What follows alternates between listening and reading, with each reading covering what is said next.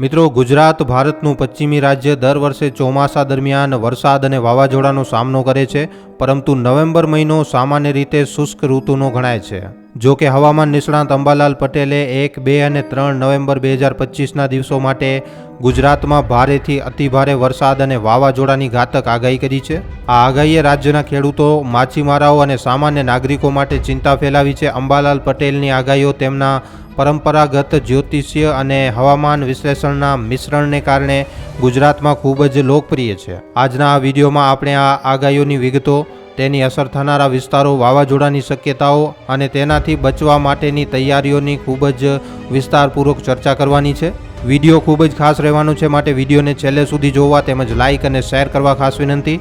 તો મિત્રો, અંબાલાલ પટેલ ગુજરાતના જાણીતા હવામાન નિષ્ણાંત, દાયકાઓથી તેમની આગાહીઓ દ્વારા લોકોને હવામાનની ચેતવણીઓ આપતા રહ્યા છે. તેમની આગાહીઓ જ્યોતિષીય, નક્ષત્રોની ગતિ અને હવામાનના વૈજ્ઞાનિક ડેટાના વિશ્લેષણ ઉપર આધારિત હોય છે. 2025ના નવેમ્બર માટે તેમણે ગુજરાતમાં અસામાન્ય હવામાન પરિસ્થિતિઓની આગાહી કરી છે, જેમાં અરબ સાગરમાં લો પ્રેશર સિસ્ટમ અને વાવાઝોડાની શક્યતાઓનો ઉલ્લેખ છે. આ આગાહી અનુસાર 1 થી 3 નવેમ્બર દરમિયાન ગુજરાતના અનેક વિસ્તારોમાં ભારે વરસાદ, ગાજવીજ અને તોફાની પવનની સ્થિતિ સર્જાઈ શકે છે. આ આગાહીઓને ઘાતક ગણાવવાનું કારણ એ છે કે આ સમયગાળા દરમિયાન ચોમાસા જેવું વાતાવરણ પેદા થઈ શકે છે, જે ખેતી, માછીમારી અને રાજ્યના ઇન્ફ્રાસ્ટ્રક્ચર ઉપર ગંભીર અસર કરી શકે છે. અંબાલાલ પટેલની આગાહી મુજબ નવેમ્બર 2025ના પ્રથમ સપ્તાહમાં ગુજરાતના હવામાનને અનેક પરિબળો પ્રભાવિત કરશે. સૌથી પહેલાં મિત્રો, અરબ સાગરમાં લો પ્રેશર સિસ્ટમની આપણે વાત કરીએ તો અરબ સાગરમાં 19 થી 22 ઓક્ટોબરની આસપાસ લો પ્રેશર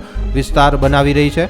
આ સિસ્ટમ નવેમ્બરના પ્રથમ સપ્તાહ સુધી તીવ્ર બની શકે છે, જે ગુજરાતના કિનારે ભારે વરસાદ અને વાવાઝોડાનું કારણ બની શકે છે. જો આ સિસ્ટમ ગુજરાત તરફ આગળ વધે તો 1 થી 3 નવેમ્બર દરમિયાન ભારેથી અતિભારે વરસાદની શક્યતા છે, પણ જો તે સોમાલિયા કે ઓમાન તરફ વળે તો વરસાદની તીવ્રતા ઘટી પણ શકે છે. પછી બંગાળની ખાડીમાં અને અરબ સાગરમાં વાવાઝોડું. બંગાળની ખાડી અને અરબ સાગરમાં એક સાથે વાવાઝોડું બનવાની શક્યતા છે, જે ગુજરાતના હવામાનને વધુ જટિલ બનાવશે.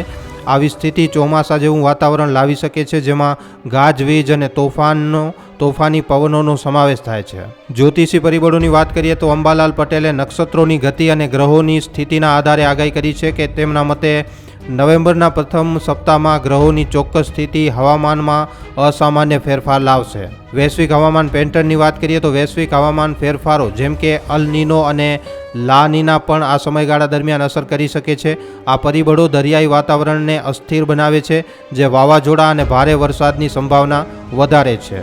અંબાલાલ પટેલની આગાહી મુજબ ગુજરાતના આ વિસ્તારોમાં 1 થી 3 નવેમ્બર દરમિયાન ભારે વરસાદ અને વાવાઝોડાની ઝડપમાં ગુજરાતના આ વિસ્તારો આવી શકે છે. સૌથી પહેલાં જો આપણે દક્ષિણ ગુજરાતની વાત કરીએ તો જિલ્લાઓ વાઇઝ વાત કરીએ તો સુરત, વલસાડ, નવસારી, તાપી અને ડાંગ. અતિભારે વરસાદ આ વિસ્તારોમાં 100 થી 200 મિલીમીટર સુધીનો વરસાદની શક્યતાઓ રહેલી છે, જે પૂરનો જોખમ વધારશે. નદીઓમાં ઉછાળ. તાપી, નર્મદા અને મિંટોળા નદીઓમાં પાણીનું સ્તર વધી શકે છે, જે નીચાણવાળા વિસ્તારોમાં પૂર લાવી શકે છે. પછી ખેતીને નુકસાન. ડાંગ અને વલસાડમાં શેરડી, ડાંગર અને શાકભાજીના પાકને નુકસાન થઈ શકે છે. પછી માછીમારાઓ ઉપર પ્રતિબંધ. કિનારે તોફાની પવનને કારણે માછીમારાઓને દરિયો ન ખેડવાની સલાહ આપવામાં આવે છે.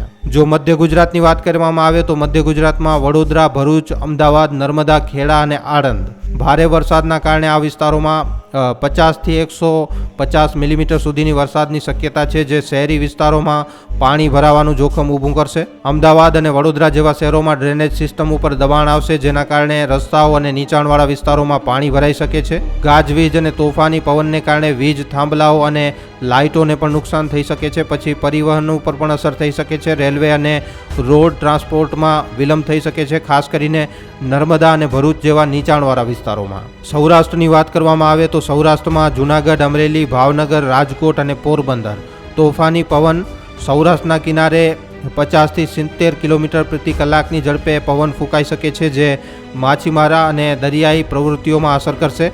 મધ્યમથી ભારે વરસાદ. ભાવનગર અને અમરેલીમાં 50 થી 100 મિલીમીટર વરસાદની શક્યતા છે, જે કપાસ અને મગફળીના પાકને નુકસાન પહોંચાડી શકે છે. પછી દરિયાઈ તોફાન. પોરબંદર અને જૂનાગઢના કિનારે ઊંચા મોજા ઉછળી શકે છે, જે દરિયાકાંઠાના ગામોને અસર કરશે. પછી જો મિત્રો કચ્છની વાત કરવામાં આવે તો કચ્છ ભુજ ભારે વરસાદ. કચ્છના નીચાણવાળા વિસ્તારોમાં 50 થી 80 મિલીમીટર વરસાદની શક્યતા છે, જે રણ વિસ્તારમાં પૂરનું જોખમ ઊભું કરશે.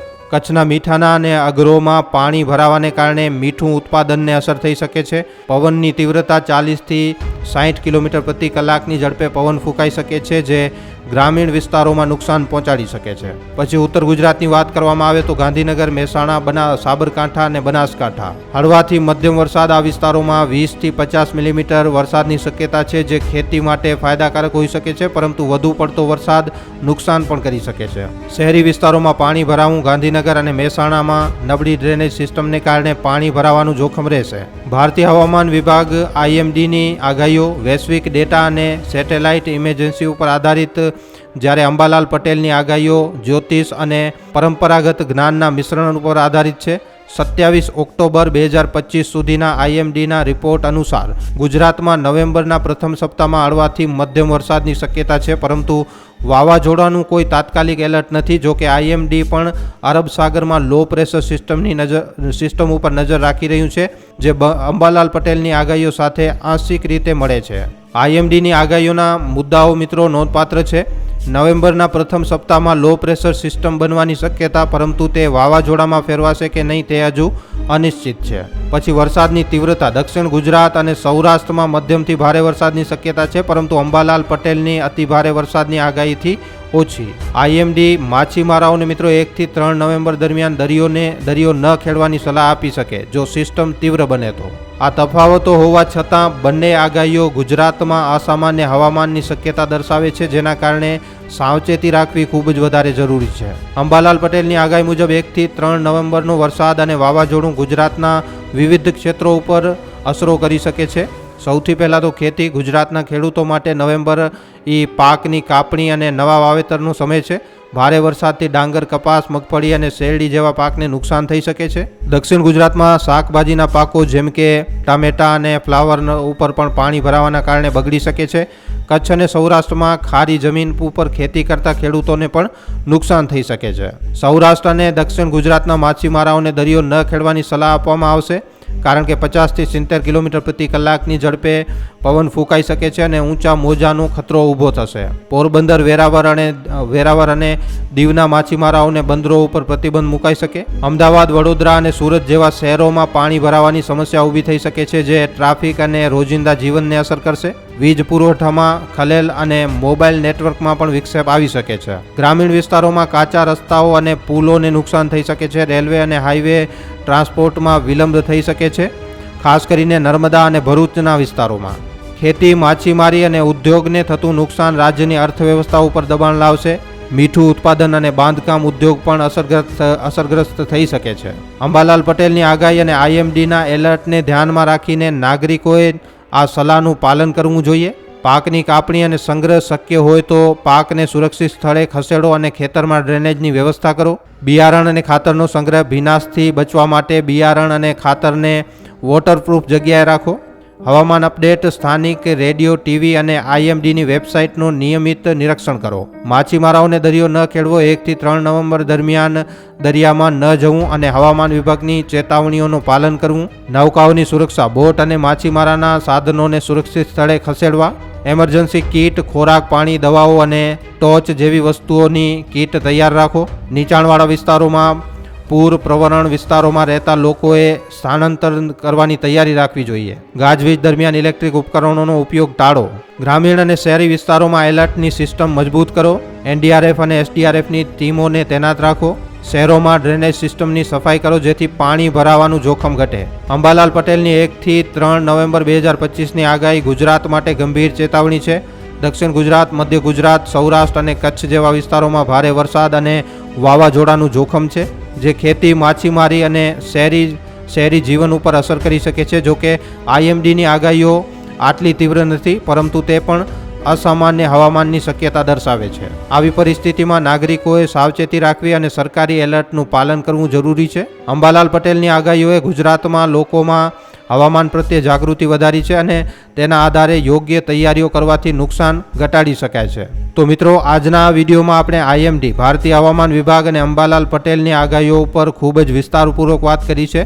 વિડીયોમાં આપેલી જાણકારી તમને કેવી લાગી છે મિત્રો, નીચે કોમેન્ટ સેક્શનમાં લખીને જણાવવા ખાસ વિનંતી. જો વિડીયો પસંદ આવ્યો છે તો ખાલી તમારા સુધી સીમિત ન રાખતા તમારા મિત્રો સાથે, પરિજનો સાથે, વોટ્સઅપ ઉપર, ફેસબુક ઉપર, યુટ્યુબ ઉપર જેટલો બની શકે વધારેમાં વધારે વિડીયોને શેર જરૂર કરજો. તો આજના વિડીયોમાં આટલું જ. હવે આપણે મળશું ફરીવાર એક નવા વિડીયો સાથે. ધન્યવાદ.